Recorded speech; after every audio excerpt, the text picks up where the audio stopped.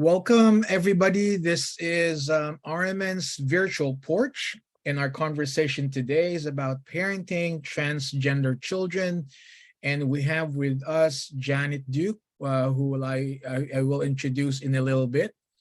I am Izzy Alvaran. I'm an RMN organizer, and with me as a co-host is Helen Ride, also an RMN organizer. We hope to do this for an hour. Just some important ground rules that you will stay muted until we do the Q&A later, and we'll have 10 to 15 minutes of Q&A. If you have any questions, you could put it up on the chat. Me and Helen will be looking at them and make sure that we will respond to them, or Janet could respond to them after the presentation. This, as you already know, this is also being recorded and will be made available. So let me introduce to you our guest speaker. Janet Duke is board chair and founding member of the Strong Family Alliance, the parent of a lesbian daughter. And when her daughter came out over 2 decades ago, Janet would have given anything to have information and resources to keep her child safe and her family intact. Since that time, helped by a wonderful volunteer board, she built the website she wished she'd had back then. Today, the Strong Family Alliance website has helped countless families in transition. In other roles, she serves as a board member of the Parents Reconciling Network, which supports parents of LGBTQ+ children.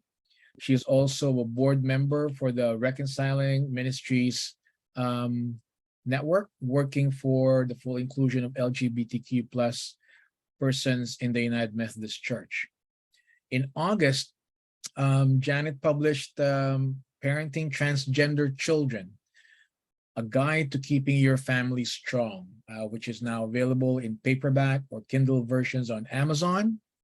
Again, that's Parenting Transgender Children, a guide to keeping your family strong. And you could look it up and order it, right? Some of the material from the book is the basis of these 2 sessions on transgender issues. We will have, this is just the first of these 2 sessions. The second one is on the 14th of September, that's next month. Also at the same time, 4 p.m. Pacific, 7 p.m. Eastern. So thank you everybody for being here, for those that gave their donations to be part of this gathering. Thank you, thank you, thank you. Again, please stay muted, and I will let Janet do the presentation now. Thank you, Izzy, very much. I'm going to share my charts so that you can see them.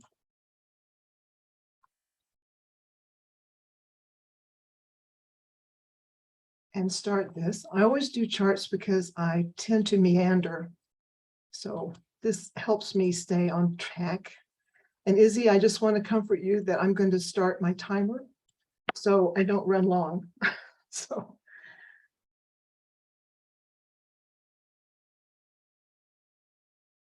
Okay, so I am Janet Duke and I am the board chair of Strong Family Alliance. And I wanted to spend just a second talking about what we do and what's changing. So we only run a website and we are focused on parents and families, really parents and families that are in crisis as their LGBTQ loved one comes out. If they're already allies, they're waving the rainbow flag, they're happy, they're probably not who we can help. We are looking for those who are worried, afraid, unsure, uninformed, trying to figure out what's going on and hardly know where to start. So our goal is to offer reassurance, make sure we give them really accurate information, the guidance that we think is good. And I have 2 counselors on my board that help with that, and then connect them to other resources. We regard ourselves as a catch and release site. We want to catch people when they're struggling and release them to other organizations. We don't hold shows or conferences or ongoing things. We're just trying to catch people that are in trouble. We started out with an initial focus just on LGBTQ in general, and we had just one page of transgender specific information.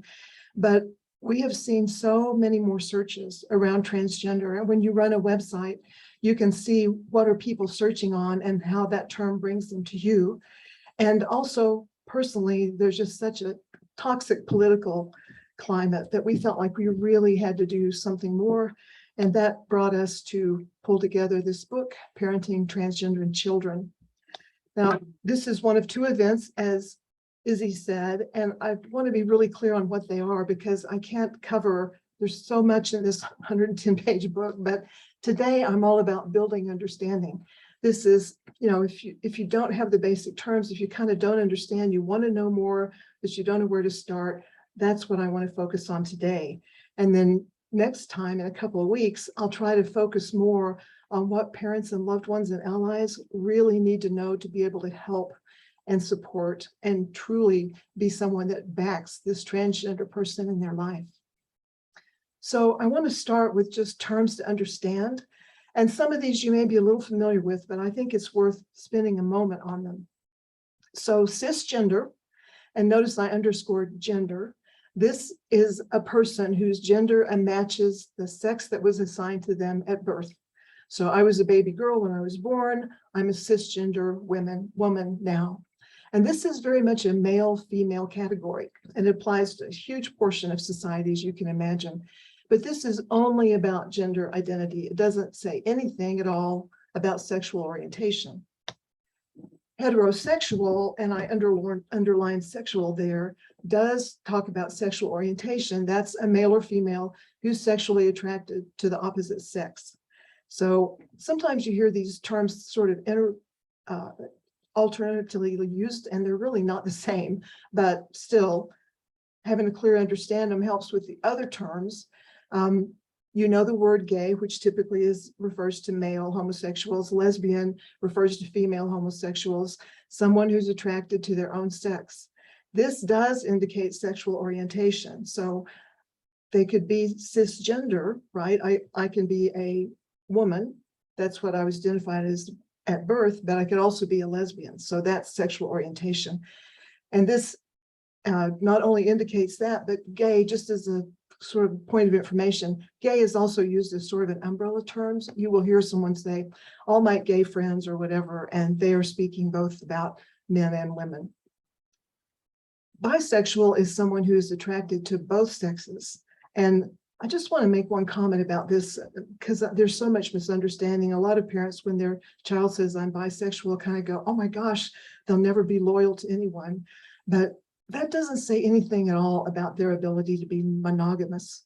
I think all of us have had the experience of seeing someone and going, well, now that's a really attractive person, but that doesn't mean that I act on it. And that's true for bisexuals as well. So I just want to address that because it's a common misunderstanding. Other terms to understand: gender expression. And this is how a person publicly shows their gender. Behavior, appearance. It could be how they dress, their hair, their makeup, their body language, their voice, a chosen name or pronoun. Any one of these, or maybe a couple of them, not necessarily all. Gender fluid is someone whose gender identity is not fixed. So they may express both genders at once. I might have on a business suit and elaborate makeup and fingernail polish. Or sometimes different genders at different times. I watched a program recently where one of the actors was gender fluid, and each day he flipped. One day he was male, the next day he was female. And it was fascinating to watch how believable each of those genders was in him. They prefer to be flexible about their genders and not settle on one. And then non-binary, this is someone whose gender identity falls outside the binary of man and woman. And this is really an important concept. So let me just spend a second on it. If you think of men and women like two ends of a spectrum, man and woman, think of it like black and white. And a non-binary person, and many other people with different gender expressions would say there aren't just 2 points, there's just dozens and dozens of gray points between there. And in fact, sometimes, depending on their expression or whether they're non-binary, they may be at different points on that at different times. So it's just that concept of non-binary is one to really get your head around. And many non-binary people consider themselves transgender, others do not. They're simply non-binary. Now, I'm going to be using the term transgender as an umbrella term, and it really is an umbrella term. You'll also hear it said as trans, and it just refers to anyone whose gender identity differs from their sex assigned at birth. So all of those I just went through, gender expressive, non-binary, etc. And it's not dependent on their physical appearance or medical procedures. And I'll talk more about that. It's an identity. A person can be transgender the moment they realize their gender is not what was assigned at birth, that they are something else altogether. I want to talk about the word queer too, because for many parents I talk to, particularly ones of my generation, maybe the generation ever after, that term was very pejorative. And lots of times the first time you hear the word queer, it just rankles. But this is describing someone whose sexual orientation is not heterosexual. And a lot of LGBTQ people perceive their terms as being very limiting. I have to label myself. I have to say I'm lesbian or I'm transgender. Whereas if I can just say queer, this word that was once pejorative can be reclaimed, and it just means I'm not heterosexual. So it becomes a very neutral term, avoiding personal disclosure.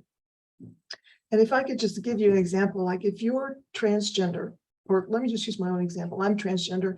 I can't remember in my life that anyone has ever said, this is my transgender friend, I'm sorry, this is my heterosexual friend, Janet Duke, right? You just never have to tell anybody that you're heterosexual. It's really rare. So for LGBTQ people to constantly be labeled as lesbian or bi or gay is a burden, and queer lets it just be neutral. It just says, I'm not heterosexual. It lets them avoid personal disclosure and just keep it on the same kind of level most heterosexuals enjoy. So throughout this topic, I'm going to use transgender as umbrella, but I want to just say there are so many more terms than the one I've given you. I think there were 45 or 46 when I was looking this up. So I just want to mention this organization, glad.org. They are an advocacy group for LGBTQ, and they try to work for positive portrayals of the queer community in the media. And as part of that, they provide definitions to all of the writers of the newspapers and the news reporters. When they hear a new term, this is where they come to find out. So if you hear a term you haven't heard before, that's a good place to look and find out what it means, because there's many different steps along that gray spectrum between black and white. So given that, I want to talk about transgender myths, and probably the #1 myth is claiming that being transgender is a fad or a choice. It's a phase someone's going through, or they're responding to peer pressure. It's a form of rebellion. And the most hateful, and the one you hear more now, is they've been indoctrinated, or it's parental pressure, or you often hear the word, at least in Texas, parental abuse. Nothing could be further from the truth. This is an individual's true understanding of who they are. It's not an impulse, and it is not an easy change. There's a lot of risk, there's a possibility of loss, and even danger. And in fact, this quote from the Center for Transgender Equality, I think, highlights sort of what this problem is, that transgender people risk stigma, discrimination, harassment, and that includes violence and bullying, that they fear they'll not be accepted by their loved ones or they'll be rejected by their family. And this last point, that it can be life-affirming and even a life-saving decision, is important. If someone is trying to come out as transgender, they're having a big emotional, intellectual change in their life. And this is a community that has a high level of suicide. So for them to be able to come out and live as how they identify can literally be a life-saving decision. This is an effort to resolve a huge disconnect in their life. This is not in any way something that is done lightheartedly. And it's very fundamentally, I believe, a desire to live authentically as who they believe they are. We see a lot from kids that are trying to come out, and one of the things they say is, I felt like I've been lying to my loved ones. I felt like I've been faking it for years. I just want to be honest. I want to be truthful with them because they're people I love. Myth number 2, children can't be transgender. It only happens at puberty. In fact, it can happen anytime, really at any age. And if you think about it, if I'm kind of struggling with what's going on, but depending on where I am in my life or what community I'm in, when there is no name, how do I express what this is? I mean, before transgender was even a term, how could I have told anybody what I felt? And when everything someone told them was one view, how do they explain it felt wrong? And particularly, not so much in the US, well, even in the US and conservative communities, but all over the world, there are places where being transgender or LGBTQ is a death sentence. So how do you break the perception of everyone you know in a community where they have one view and it feels wrong to you? So this, I think, again, a quote from the Center of Transgender Equality, that some people may spend years feeling like they don't fit in without really understanding why. But even more important, this last part, as more transgender people become visible in the media and the community, more transgender people are able to name and understand their own experiences. And I think this is why you may see a 60-year-old man come out as a trans woman. In all of his life, he never even had the view that that was possible, whatever his personal internal dialogue might have been. So awareness can occur at a lot of points in life. Puberty is certainly one. Pre-puberty childhood is another. Often beginning dating or getting into relationships really starts making people think about their personal identity. Moving to a more accepting environment can open up the aperture of what they can think about or consider.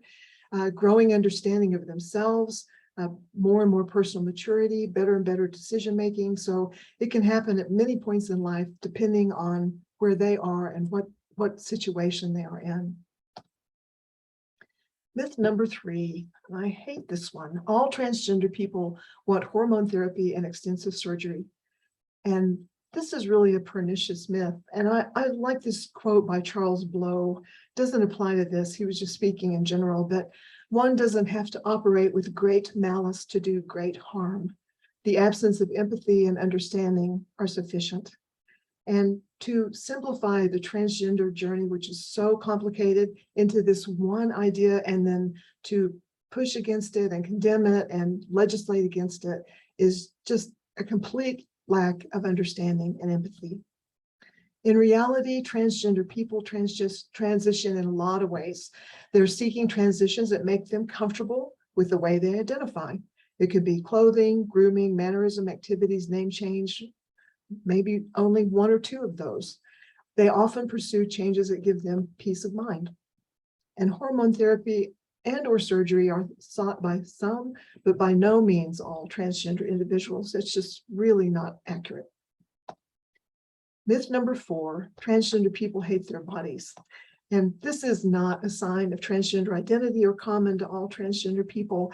It's not hating their body, it's dissonance in their life. It's a disconnect between how they see themselves and how the world and others view them and how that interaction happens. It can feel like living in a disguise. And this point, and I put my point of view because this is just a personal opinion, this is not fact checked. But to me, it seems like it might almost feel like a case of mistaken identity, right? That constantly people are seeing me as someone that I'm not, or even an imposter syndrome. I'm trying to be what these people want, but that's not who I am. So if that helps you understand it a little bit, it's not body hate, it's more a disconnect between how they see themselves and how they have to interact with the world.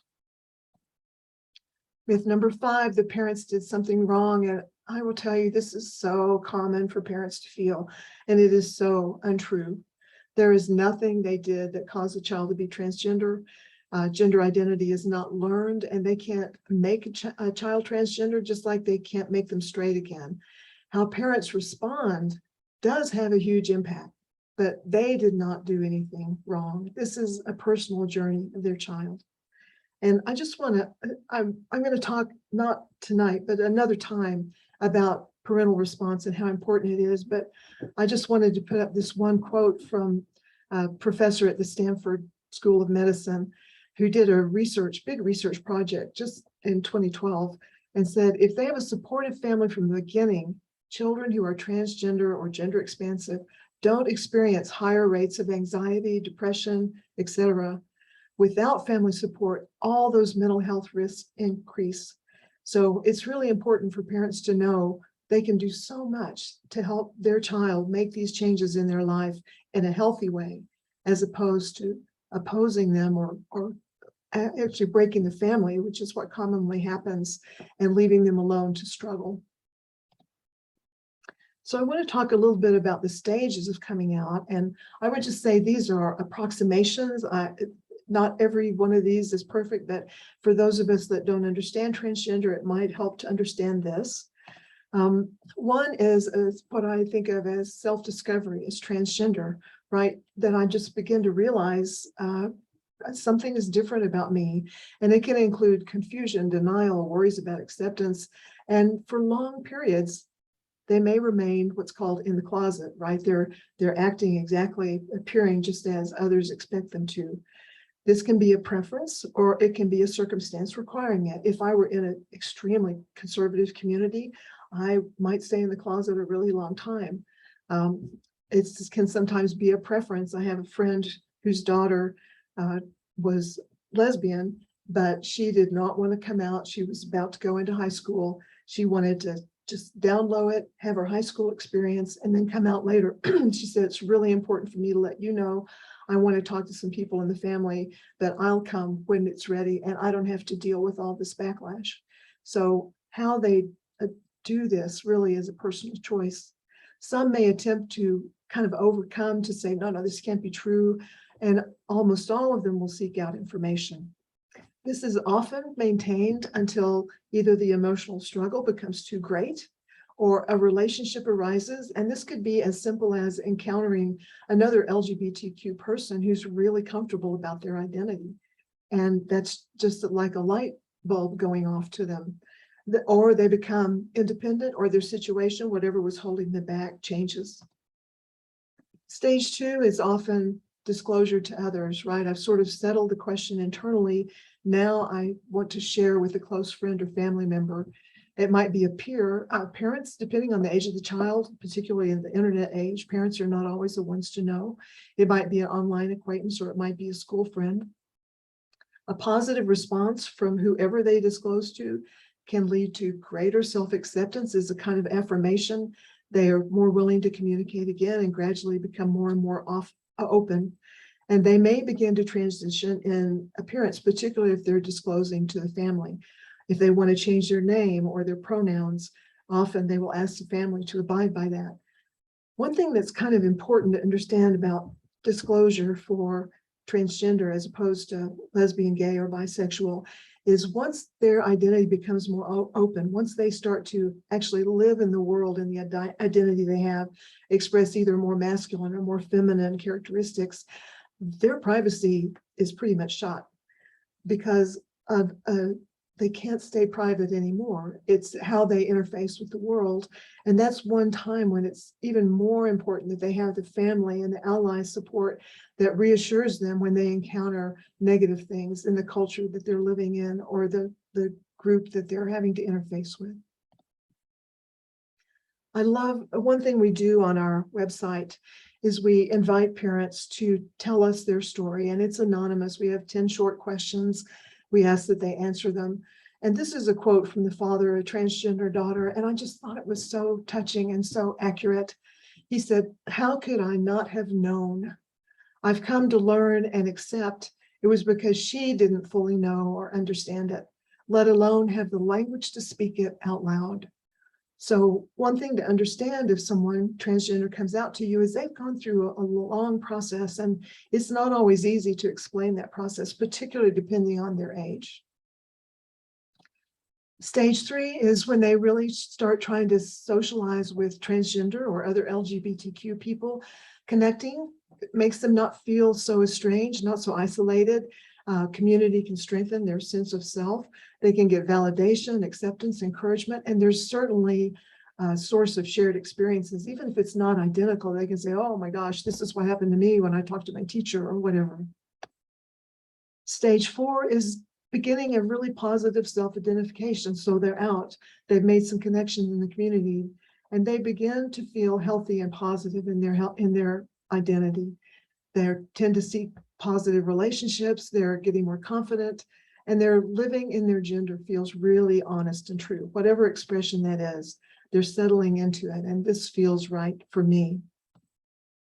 Stage 5 is what's called integration and acceptance. And this is when they begin to display a real openness and often a really non-defensive sense of self. This is just who I am. Hi. And it can manifest in a range of ways. It could be, on one example, maybe openly sharing their gender and their whole story, and let me tell you all about it, all the way to just living who they are without any explanation or backstory. I don't owe you that. This is who I am. So affirming friends and community that accept them can have huge impact on how confident they are as they go into this. And some individuals even go on to become mentors or advocates to help others. And that's also a very affirming thing, right? I struggled, but I'm reaching out to help those who struggle and hopefully make it easier for them. Stage 6, and I think a lot of us don't realize this is a lifelong journey. Most LGBTQ individuals and transgender certainly face decisions of who should I talk to and when, and do I even need to? They have concerns about safety and acceptance. It can be really complex depending on where they live. A supportive community, building that is an ongoing process most of their lives. And family support and encouragement continue to be just a huge resource their entire life long. I mean, if you think of maybe being able to call your mom and say, or your dad and say, oh, this horrible thing happened to me today, or this wonderful thing happened to me today.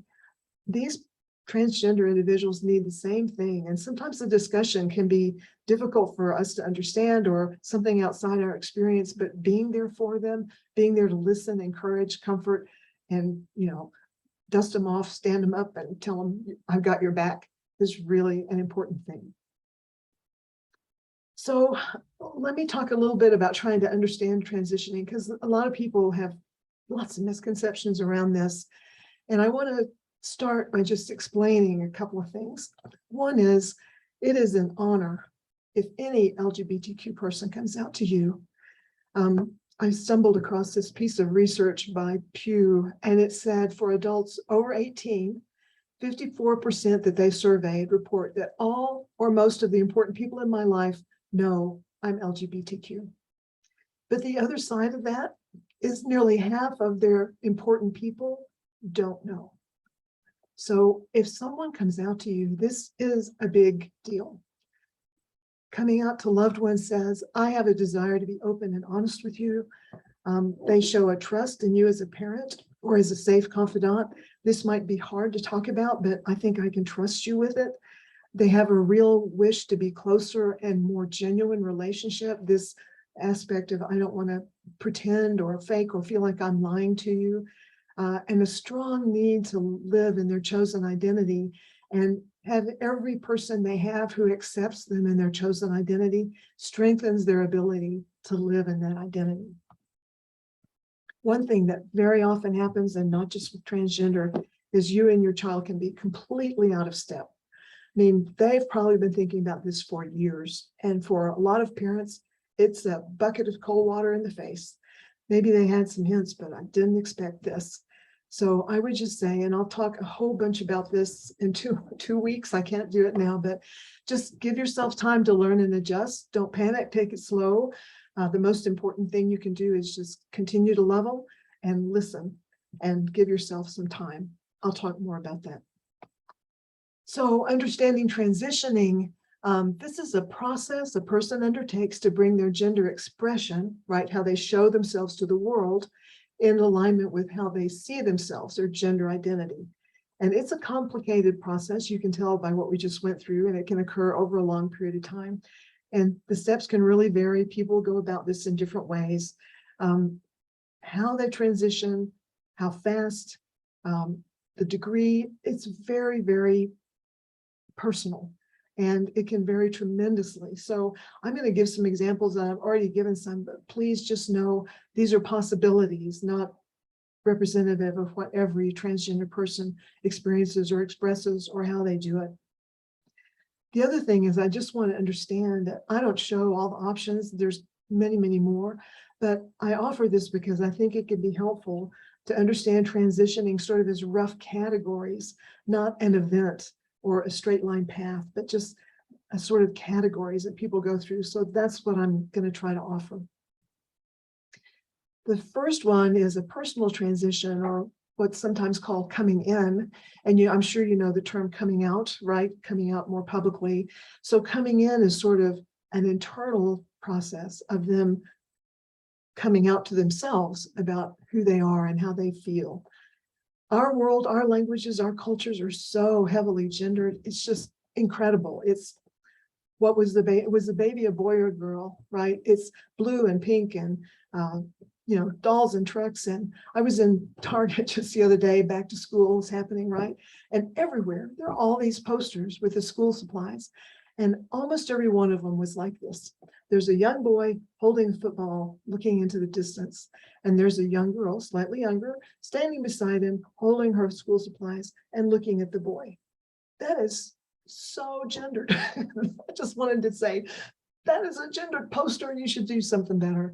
But transgender people live in this environment and they know very well what is expected of them in their community. So feeling disconnect from that is a big thing. Personal transition begins when they realize how they feel about themselves really is different from the patterns surrounding them and how others view and react to them. And it's a constant sort of a fingernails on the blackboard that they must experience. This coming in is about self-awareness and personal understanding.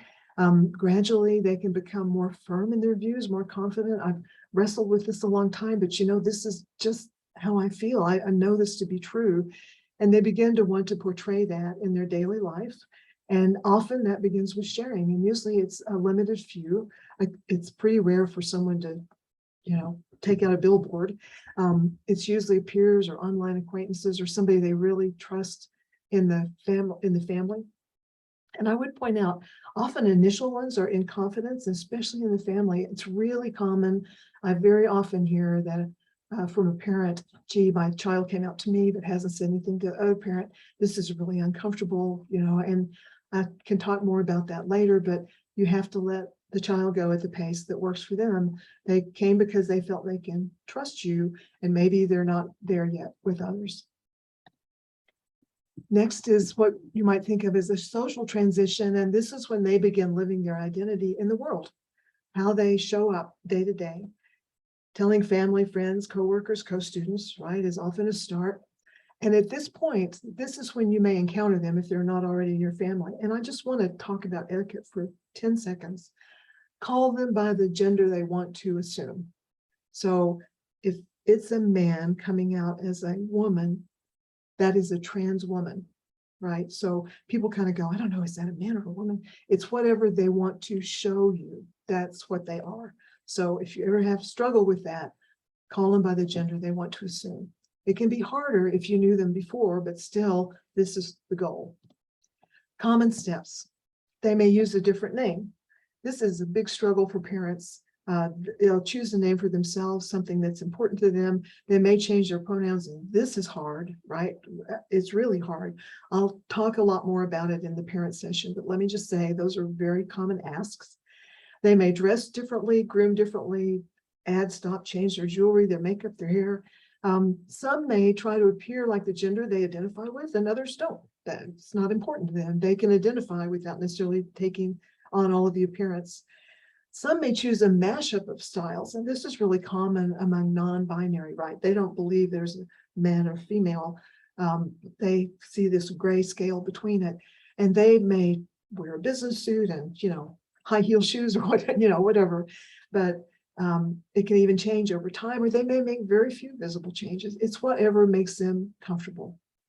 Some remain at this stage, others go further. It's a matter of personal choice. And really, does this bring them comfort? Are they where they're comfortable? If not, if they need more, then there are other things they can do. One of those options is a legal transition.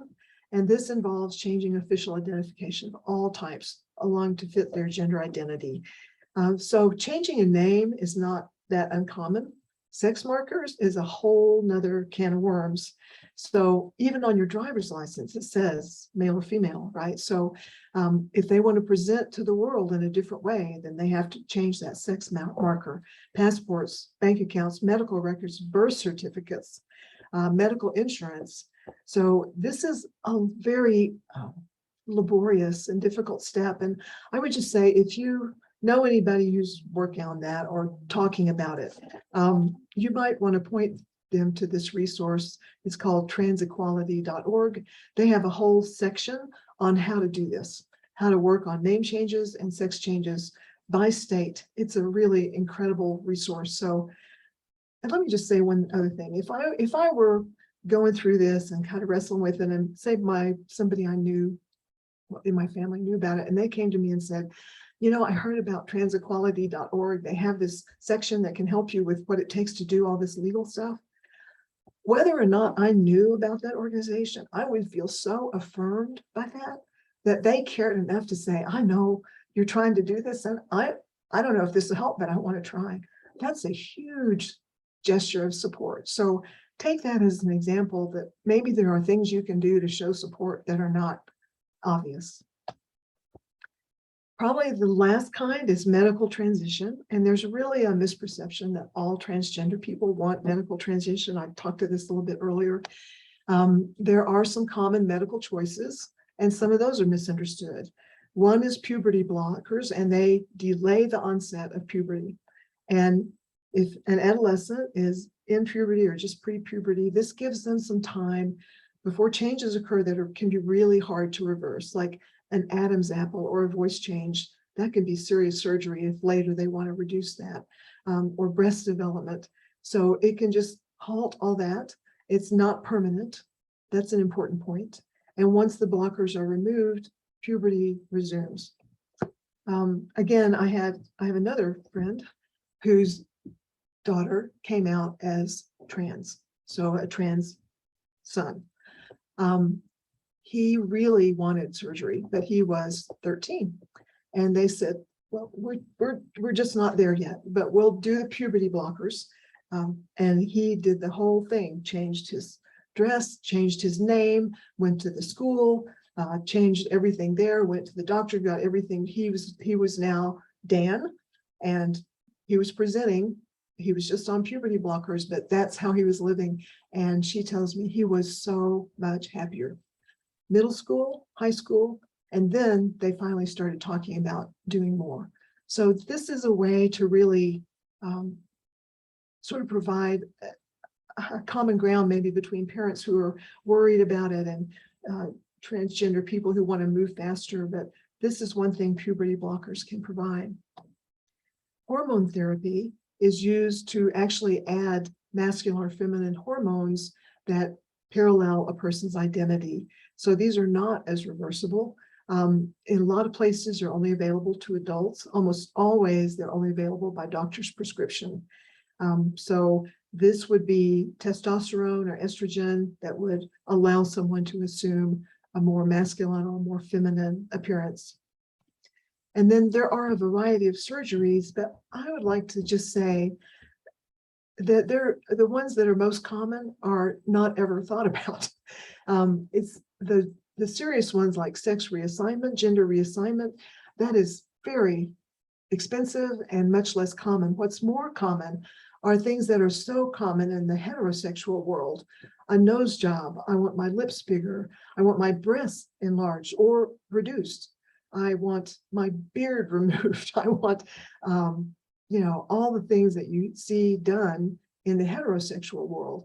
And those are much more common. They're about face shaping, body shaping for people that want to really express themselves. And that matters. Doesn't matter to everybody, but for the ones to whom it does matter, there's a way to do it. It is a very, very small percentage of the transgender community that goes further than that. In fact, I hesitate to say this because I can't quote the source, but I was just online today and I saw a survey that said of trans women, so men who have they're transgender women, right? Trans women that took this particular survey, 70% still had their penis and had no intention of changing that. So this whole thing that everybody wants to be completely remade is just such a falsehood and such a political football. I want to say that I think maybe the biggest transition that we have to make is the transition of family and friends. And this is really to grow our own understanding and accept that our frame of reference is limited, that the male-female dichotomy most of us grew up with has a lot more space in between those two ends. It involves viewing gender as a spectrum and not an either or. And I really want to emphasize how much we have to learn to appreciate the courage and honesty of our loved ones and our friends who come out to us, because it is never easy to be, the giraffe in the herd of horses or whatever. It's never easy to be a little different. And these people show so much courage in their desire to be who they are and to be honest with the world about who they are, that it's something I believe we should deeply respect. And I think it's also about finding more and more ways to be a support. How can we show, not only for our family and friends, but to the community at large, how can we show them we support? And I'll talk a lot more about this in the other session, but just to give you an example, if you ever hear a homophobic or some horrible comment about transgender, look them right in the eye and say, people that I know and love are transgender, and I didn't like that. And just look them in the eye, listen. Most of them will go, because I've done this, will go, oh, well, I didn't mean any offense. Well, baloney, yes, they did. Just be quiet and just repeat, I didn't like it. That's false. I didn't like it.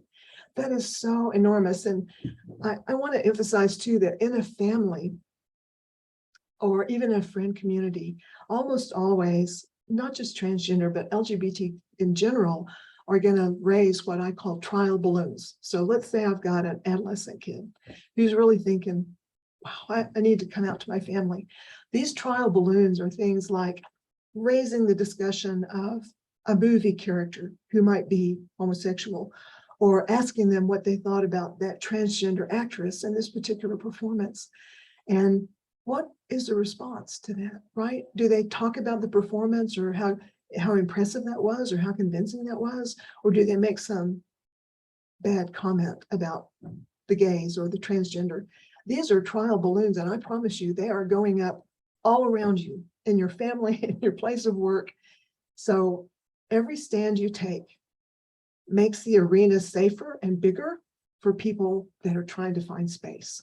And I just want to encourage you that standing up for all LGBTQ in our words and in our daily life is just a huge, huge thing.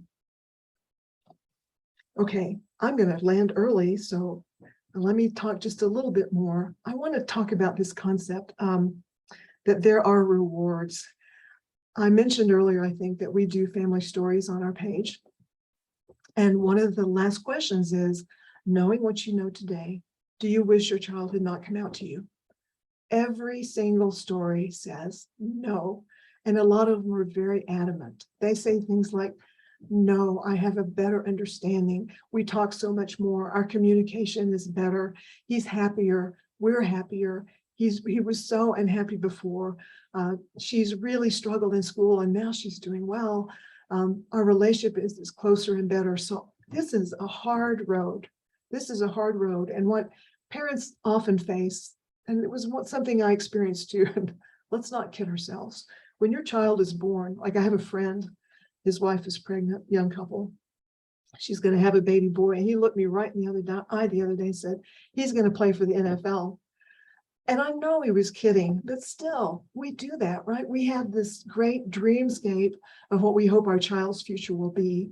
And often when they come out, that dreamscape goes, so let me just tell you, you can build new dreams. And helping your child build new dreams is an incredible gift. Help them see that they have a positive and hopeful future. Help them play to their strengths. Are they a musician, an athlete, a scholar? Do they love to work with their hands? Are they great with animals? Help them continue to do those things, because all of those skills can contribute to their life and help them find their path. So I just want to use one more quote here. I thought this was very touching. This was from our stories also. This mother said, "Our daughter especially has opened my eyes to a lot of thinking about life in different terms and different ways." And I think that's really positive, being able to learn from her. I wouldn't have had it any other way. I'm just thrilled. I feel like it's a privilege and a pleasure that I never would have anticipated when we had our children. And the thing I love about that is I am sure this mother had dreams that didn't happen, but she glommed onto the dreams that did with her child. And I think that's what we can do for those people that we love and support in our lives. So let me talk just a second about the next session. I am going to talk about much of the stuff I couldn't cover now, kind of what the parent experience is like, actions that help and hurt if you're parenting or involved with a loved one in your family, how to show support, tough things like relationships and dating, and a lot of tough questions that we get on the website. So that's for next time. I hope you will come back. I couldn't cover it all this time. And then finally, I just want to, oh, something happened there. Hang on. Let me go to the last chart here. Yep. Sorry. I hate it when it's an operator problem. I just wanted to say thank you for caring, for coming and listening to this. It's really important. But I also want to say that on our website, we know that about 1/4 of our visitors speak Spanish, and they're struggling to read the English. We have some Spanish pages translated, and invariably those rank in the top 10 or 12 of visitors. So we really want to translate this book, because a lot of the Spanish speaking communities are not accepting. Some of them are extremely condemning, and we hope this might help. And we also want to translate the web pages on our site that speak to transgender. And it costs us $3,500 to do the book and another $4 or $5 to do the web pages. So we authorize this to start. And here's the exciting part. We don't have the money. So one thing I'm doing here is trying to ask you, if this is important to you, that you consider donating at strongfamilyalliance.org/donate. The other way is just buy the book. If this was interesting to you and you want to read more, because I couldn't begin to cover it all, feel free to buy the book. It's out on Amazon. With that, Izzy, I'll stop screen sharing. I don't know if we had questions or not, but I'd be happy to take those. Thank you so much, Janet, for all of that information. I'm glad that this is being recorded so people can have access to it and go through the slides, probably slowly. And those that are not here, we had like over 50 people registered. Oh, Izzy, could I make a comment? Because Sure. I see Chris Peppel here. Hello, Chris. I know Chris is a parent of a transgender son. And when I was trying to write this book and self-publish, Chris volunteered. And let me tell you, if you've never published a book, it is a challenge. And she volunteered to help us do that. And in addition, she inspired me because she made this comment about one of the exhausting things about being a transgender parent was constantly having to educate everybody. I don't understand. Can you explain? Can you explain? And it's just exhausting. She said, what I'd love to have is a book I can hand them and say, read this. And when you've read it, then we'll talk. Because I can't teach you all of this. And I just thought that was incredibly, that inspired me so much. So I hope maybe this will serve as that resource for some of you. So thank you, Chris. Thank you, everybody. I don't see any questions in the chat, but let me see if I could. You're all on mute, but if you do want to ask a question, you can, if you know how to use the raise your hand function, or you can unmute yourself. We could hear your question. or you could type it. There's nothing on chat right now. Does anybody have a question for Janet? And you already know the second session is on September 14th, 4 p.m. to 7 p.m. So wait out for the online registration for that. Anybody have a question? Just feel free to unmute yourself. Okay, there's Barbara. Hi. Could you unmute yourself, Barbara? There you go. Yes. Thank you, Izzy, and thank you, Janet. So I don't really have a question. I think it's just we've been on our journey with our almost 17-year-old for about 5 years now, starting out with human sexuality identification and moving into more gender identity. And I think maybe your next session will be more beneficial to us parents, specifically in, we've built a very safe, protective wall around our child and our immediate family.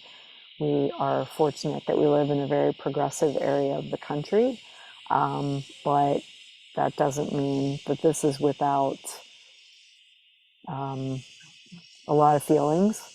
And I think maybe my question would be, we've gone from non-binary to probably more of a trans-masculine identity.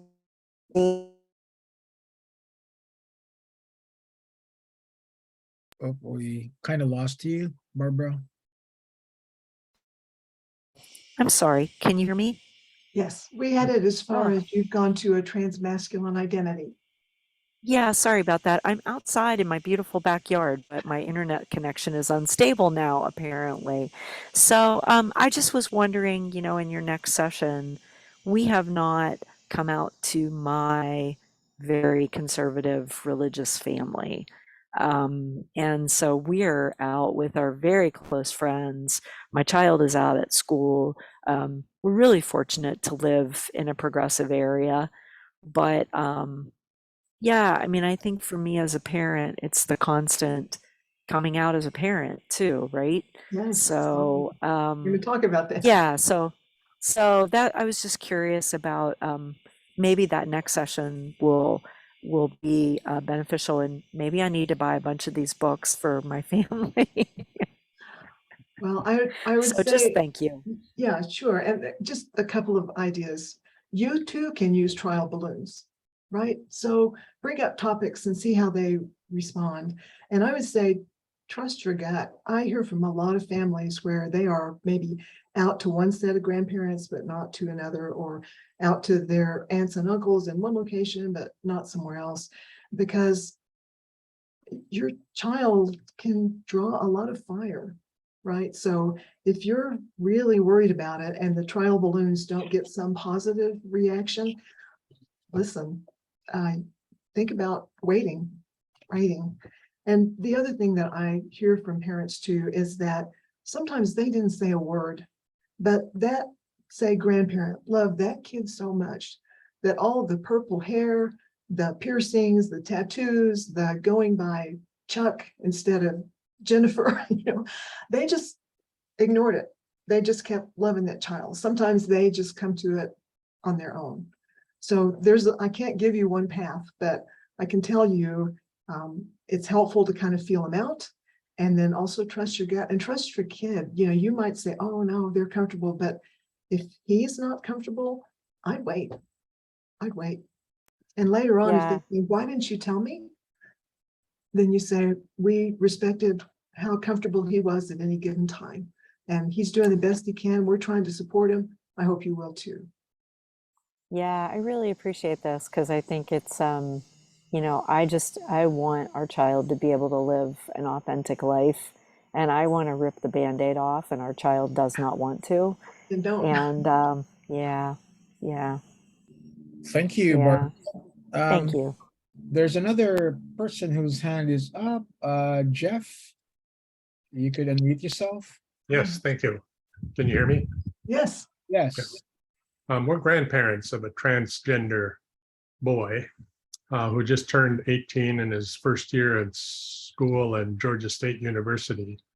I would kind of recognize the struggle that you talked about earlier about pronouns. It's been a couple of years since Caroline became Alex, and we're only now to the point where we're pretty good about calling Alex a boy, our male pronouns. But one of the questions I wanted to ask was, my experience is that the struggle of accepting persons who are not cisgender queer people seems to be more of an adult issue than it is for young people. Do you see that in your own work? Yeah, I do. The younger generation very often is much more accepting and much less flummoxed by it, right? It's just, oh, well, that's interesting to know, and they just go on. I think there is a generational aspect to it. And if I could just say one thing to you, there's a very recent piece of research about pronouns and nouns. And one of the things that came out of it, they were surveying parents and their transgender kids, what's most valuable to you? And the parents were saying, oh, it was getting them connected with the doctor and helping them find the right counselor and, getting on hormones or whatever. The kids say they tried to use my name and pronoun. And even when they got it wrong, that's what they really appreciated, because every time they said, oh, I'm sorry, I meant Alex, that was an affirmation that you were trying. And I just wanted to tell you that. I thought it was a fascinating piece of research. Thanks. Yeah. And hey, listen, way to go being a grandparent and supportive. Way to go. Thank you, Jeff. There's also a suggestion here, and I think this is good for Parents Reconciling Network. I think I saw Jim here. If there could be a support group that RMN could put together for parents of transgender kids, something to think about. But also there is a Facebook group online called the United Methodist Alliance for Transgender Inclusion. There's also Parents Reconciling Network. So if you want to know more about it, just contact me, or I could just put in Emily here, who's our resources manager. And I'm going to put Emily's email address in the chat. And Emily also works with Parents Reconciling Network. Yeah, okay. Let me say too, there is an organization. Oh, I hope I can remember it. Oh gosh, I'm so sorry. There is an organization. I will email Emily and ask her to email. I'm sorry, I'm blanking out on the name, but they set up parent groups, even multilingual parent groups and child groups for transgender, right? For the kids, for the parents, for the grandparents. They have several and they do them virtually. And I'm so sorry, I can't call the name right now. I'm so sorry, but I'll find that out and send it to Emily and see if she can relay it to you. So that's an alternative too. Right. And you could also maybe share it when we meet next, September 14th. I'll make a note to be sure I put it in the next presentation. Okay. We have a minute left to our session today. We're almost at an hour. Is there anything else that you'd like to ask or comment? This will be available online. This recording will be available online. Okay, I'm not seeing any hands up. Would you want to close us with any words, Janet? I just appreciate that they came and want to learn, and I hope it's been valuable. I will tell you, writing this book was a huge education to me. I can't believe how little I knew or how little I understood. And if this has been helpful to you in any way, I'm still learning every day. Believe me, I do not have all the answers, but just get on the path with us and help us be supporters. We'll teach each other and learn along the way. Thank you. Thank you, Izzy, for hosting us. And thank you, Janet. And thank you to everybody. Helen, would you want to say something? Yes, I've been lurking, but Yeah. I don't think we put it in the chat. So I just found the donate link on the Strong Family Alliance page. Oh, if we could put it in the chat. So I'm just putting it in the chat so that folks would like to support Janet and the organization for the translation of the materials and the book. Just didn't want to leave without popping that in there for folks if they'd like to help with that.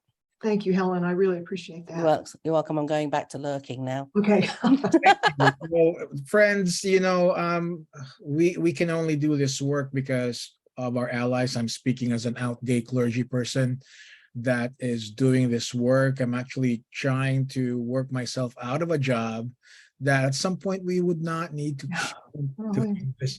But I am truly personally grateful to all of you for being allies and supporters. And, a child, a parent of every transgender or LGBTQ child is like family to me. And I'm really thankful for the support that you're giving to your kids. I came out to my parents very late, and yet I'm very happy. I thought I would not come out to them, but I'm glad that they had enough grace to love me as their, gay clergy son.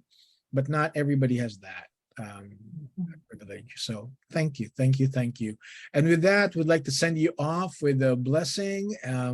God bless you, and we hope to see you on the 14th of September for part 2 of this very, very important conversation. Thank you, Janet, and everybody, and Helen. God bless you, everybody. Thank you. Bye. Bye. Bye. Thank you.